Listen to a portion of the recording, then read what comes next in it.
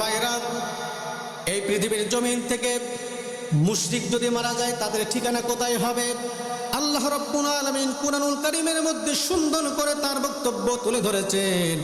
আল্লাহ রাব্বুল আলামিন তিনি বলেন, ইন্নাহু মাইয়ুশরিক বিল্লাহি ফাকাদ হারামাল্লাহু আলাইহিল জান্নাতা ওয়া মাআওয়াহুন নার ওয়া মা লিয-যালিমিনা মিন আনসার। পড়ুন আল্লাহু আকবার।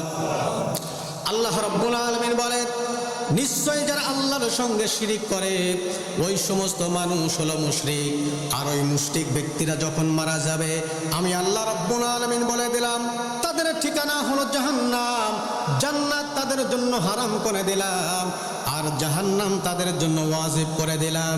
আমার বন্ধুগণ, যতদিন পর্যন্ত বেঁচে থাকবেন আল্লাহর সঙ্গে শিরিক করা যাবে না, শরীক করা যাবে না।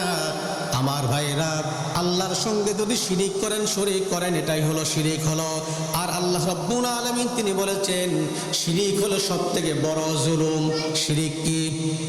জোরে বলেন, শিরিক কি? বড় জুলুম।